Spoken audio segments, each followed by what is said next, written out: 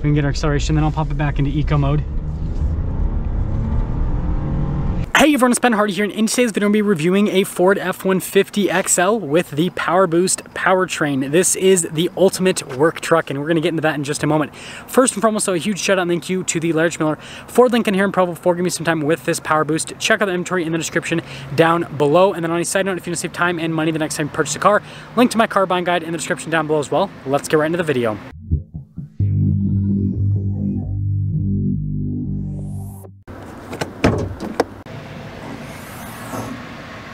Now, under the hood of the PowerBoost, we have a twin-turbo 3.5-liter V6 as paired to a 10-speed automatic transmission and a hybrid system. Total system output is 430 horsepower and then 470 pound-feet of torque, with fuel economy being 23 around town and then 23 on the highway. And it's cool to see the orange from the hybrid system. I don't know, it's just kind of unique. Now let's go to the front end of the PowerBoost, and I think it's fitting that this one is blue because, well, it's a hybrid, right? So it kind of matches. Anyways, you've got Ford's signature hood, which kind of like waves up here on either side. Halogen bulbs, because again, this is pretty much a base model work truck. And then notice here with the front grille, how it is just gray. You got the Ford logo here. And we actually have a front camera, pretty interesting. Tow hooks here on the front end, no fog lights or anything like that. We do have an air dam there at the bottom to help out with aerodynamic efficiency, obviously to help out with fuel economy. And there's the front. Now coming on the side here, you've got two 65mm tires wrapped around 17-inch wheels here on the front and over in the rear as well. And yeah, hubcaps, right? You got a pretty basic design here with the wheels, but again, this is a work truck, so who cares? Now here's the front suspension. We got independent front suspension. You actually see some stuff from the hybrid system, interestingly enough. And then notice here with the fender, how that's kind of molded. And also look at the bumper, the coloration difference, right? Got our XL F-150 logo here, PowerBoost down below. And then notice the mirrors, again, pretty basic, but we do have the trailer mirrors, which are very large and in charge. And the door handles match.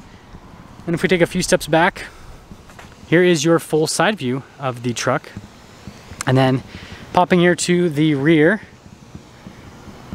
we've got leaf springs here in the back, as you guys can see, just like with other F-150 models. And then here's kind of like a look so you can see how wide the tires are. And then you got a little exhaust tip, and notice we got our 4x4 sticker. So here's our key fob. We have our unlock and our lock function, and the flip out function as well. We have a payload capacity of 1,741 pounds. You do have to let this down yourself. You can't just drop it because it's not dampened.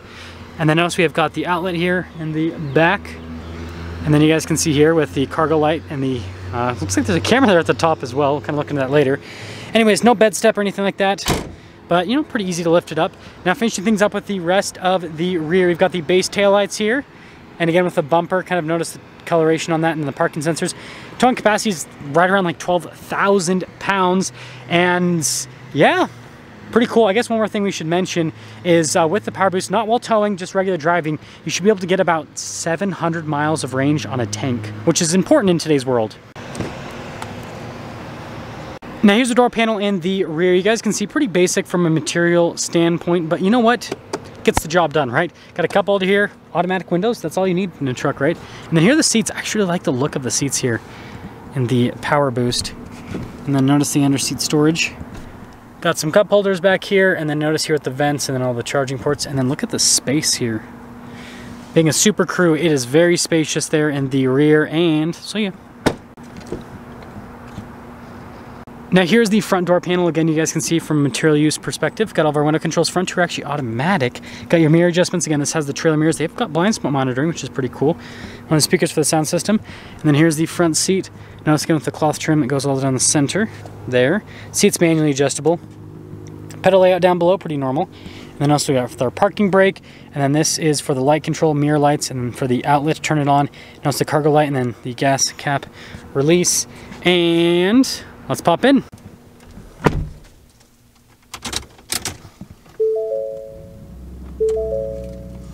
So here is the steering wheel with the PowerBoost. Again, pretty basic from a material standpoint, but it's got everything that you need. So first off, you guys can see controls for the center stack. We've got our cruise control. Looks like it also has the lane keep assist as well. Yeah, lane keeping. That's pretty cool. So it's got some nice safety tech with it. And then of course we have our windshield wipers / turn signal stock, and then this does have the column shifter. You got the manual shift for the 10-speed, and there you go. Now here's the center gauge cluster, and you guys can see pretty much mostly analog, right? And then notice there at the top you got like your fuel range. Well, it shows you what you have left and everything.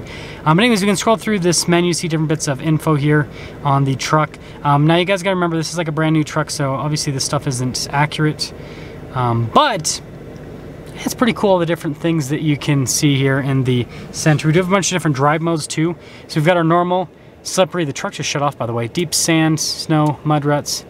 And then on the other side, we've got our tow haul, eco, and then sport mode.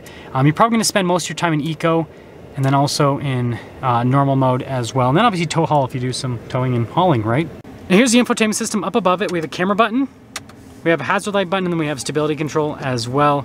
And you guys can see here with the bird's eye view, we've got trajectory lines that turn at the steering wheel, and then you got all of your different viewpoints here, including the bed view as well. You can hook up auxiliary cameras, and then notice like with the trailer tow view. So even though this isn't a massive screen, you've got all of the camera views that you could ever ask for. Now, popping it back into park, you guys can see with the rest of the screen, notice that I can see the Pro Power on board, for example. You can see what's happening there. And then also the power flow as well, which is pretty cool. So just as we're idling right now, so again, the engine's shut off, we're at 0 RPMs. So I'll leave this up for the test drive segment so you guys can see that, but there you go. Analog controls here for the radios, like the volume, all that kind of stuff. Pro Trailer Assist, trailer controls right there. And then notice here with our drive line select, we also have a locker for the rear that says 4-wheel high, 4-wheel low, no 4-wheel auto though. And then your climate controls has a dual zone climate system. And then notice here with the storage space, and then more storage space here. That's the nice thing about having that shifter there. And look at the center console. It says the workbench center console. That's pretty cool. And then we got a sunglass holder here, manual mirror dimmer. The glass in the rear is fixed. Here's our window sticker for this F-150 with the PowerBoost powertrain. So you guys can see all the standard equipment, and then notice here with the optional equipment as well. And then this has a 3.73 axle ratio, if you guys are wondering. And it's base price $45,000, and then after all options, boom, $54,685. Let's see how this base model truck drives.